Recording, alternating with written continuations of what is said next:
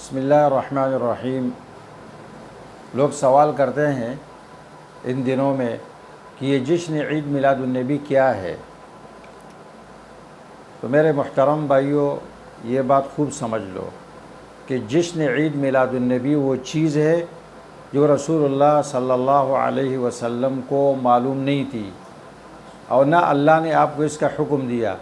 اس لیے نبوت سے پہلے اور نبوت ملنے کے بعد آپ نے کبھی جشن عید میلاد نہیں منایا۔ یہ وہ چیز ہے جو ابوبکر صدیق نہیں جانتے تھے، جو رسول اللہ سے سب سے زیادہ محبت کرنے والے صحابی تھے۔ وہ چاہتے اپنے دور خلافت میں اس کو مناتے اور بھرپور طریقے سے مناتے۔ وہ خود حکمران تھے۔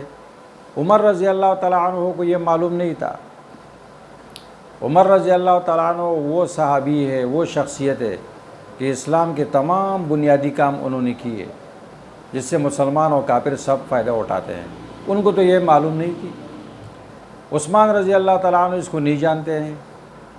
حضرت علی رضی اللہ تعالیٰ عنہ کو تو یہ معلوم نہیں ہوئی۔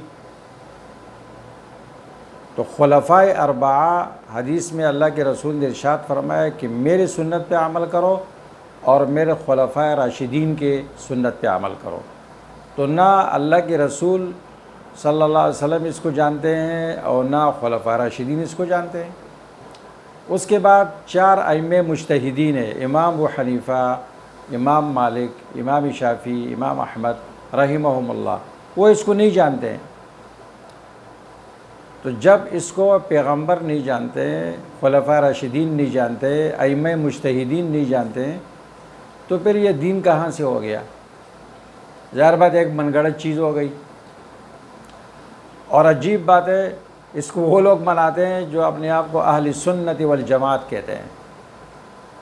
اہل سنت والجماعت کیا ہے؟ آپ حدیث سے اس کو سمجھ لیں۔ اللہ کے رسول صلی اللہ علیہ وسلم نے ارشاد فرمایا کہ میری امت پر وہ احوال آئیں گے، یہ وہ کام کریں گے ہو بہو جو بنی اسرائیل کرتے تھے۔ اور فرمایا حتیٰ کہ بنی اسرائیل میں اگر ایک شخص علانیہ طور پر اپنے ماں کے ساتھ زنا کا مرتکب ہو گیا ہوگا تو اس امت میں بھی کوئی ایسا پیدا ہوگا جو اس طرح کر لے گا۔ اور پھر آپ نے فرمایا کہ نصارہ 71 فرقوں میں بٹے، یہود 71 فرقوں میں، نصارہ 72 فرقوں میں بٹے، اور میری امت 73 فرقوں میں بٹے گی، سب جہنمی ہے سوائے ایک کے۔ صحابہ نے عرض کیا کہ وہ فرقہ ناجیہ اور وہ ملت واحدہ وہ کون سے لوگ ہیں؟ آپ نے فرمایا ما انا علیہ و اصحابی۔ اہل سنت والجماعہ یہ معنی ہے حدیث کے اس لفظ کا، اس جملے کا کہ ما انا علیہ و اصحابی۔ ما انا علیہ، یہ لوگ اس طریقے پر ہوں گے جس پر میں ہوں، اس کو کہتے ہیں سنت۔ و اصحابی، اور اس طریقے پر عمل کریں گے جس پر میرے صحابہ ہے، تو اس کو کہتے ہیں الجماعہ۔ تو اہل سنت والجماعہ جو پیغمبر کی سنت پر عمل کرتے ہیں اور جماعت صحابہ کی پیروی کرتے ہیں، تو نہ یہ حدیث میں ہے اور نہ صحابہ کی جماعت اس کو جانتے ہیں۔ اور عجیب بات ہے، آج کل کرنے والے لوگ جو اس کے لیے استدلالات کرتے ہیں توڑ مروڑ کے، قرآن سے، حدیث سے، اس آیت کا، جس آیت سے یہ عید میلاد النبی نکالتے ہیں، پیغمبر کو تو وہ سمجھ میں نہیں آیا، صحابہ اکرام کو، صحابہ اکرام اس سے نہیں سمجھے، ائمہ مجتہدین نہیں سمجھے، اور یہ لوگ آج سمجھ گئے کہ جی عید میلاد النبی قرآن کی اس آیت میں تھی۔ نعوذ باللہ، پیغمبر کو بھی معلوم نہیں ہوئی، صحابہ کو بھی، ائمہ مجتہدین کو بھی۔ کسی مفسر نے ان آیتوں سے، احادیث سے کبھی استدلال نہیں کیا جس سے یہ کرتے ہیں، اور اس کے اوپر جہالت یہ ہے کہ کہتے ہیں جی منع بھی تو نہیں ہے نا، اللہ کے رسول نے منع نہیں کیا، منایا نہیں لیکن منع بھی نہیں کیا۔ تو یہ انتہائی جاہلانہ بات ہے، اور اس کی دلیل یہ ہے، یہ قرآن سے جہل ہے۔ قرآن کریم میں اللہ تعالیٰ فرماتے ہیں لَقَدْ كَانَ لَكُمْ فِي رَسُولِ اللَّهِ أُسْوَةٌ حَسَنَةٌ، تمہارے لیے رسول اللہ کی زندگی میں بہترین نمونہ ہے۔ تو تفسیریں اٹھا کے دیکھ لو، مفسرین لکھتے ہیں، ابن کثیر لکھتے ہیں، دوسری مفسرین لکھتے ہیں کہ آپ کا اتباع کرنے میں بھی ہے، نہ کرنے میں بھی ہے، فعل میں بھی ہے اور ترک میں بھی ہے. یعنی آپ نے جو کام کیا وہ دین ہے، جو نہیں کیا اس کا نہ کرنا دین ہے. اب اس بات کو یہ نہیں سمجھ رہے. اگر نہ کرنا یہ دین نہیں ہے تو پھر لوگ تو بہت ساری چیزوں کو اسلام میں داخل کر لیں گے.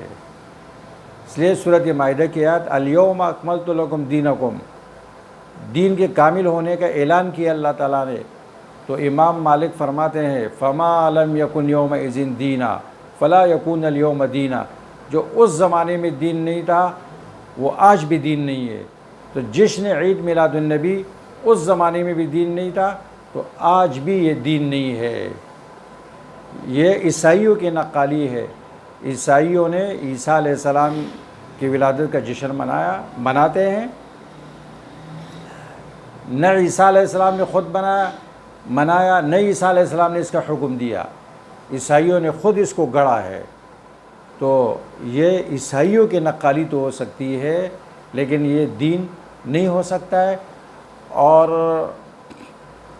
اس سے بڑھ کر بات یہ ہے کہ یہ لوگ اس کو دین سمجھ کے مناتے ہیں اور اس کے لیے دلائل گڑھتے ہیں اور اپنے آپ کو اہل سنت والجماعت کہتے ہیں. مسئلہ یہ ہے، مسئلہ دیوبندی، بریلوی، اہل حدیث، وہابی کا نہیں ہے، یہ دین کا مسئلہ ہے. اور یہ لوگ اپنے جذبات کو دین بناتے ہیں. جذبات الگ چیز ہے اور دین اسلام الگ چیز ہے. دین اسلام دلیل کا نام ہے، یہ جذبات کا نام نہیں ہے.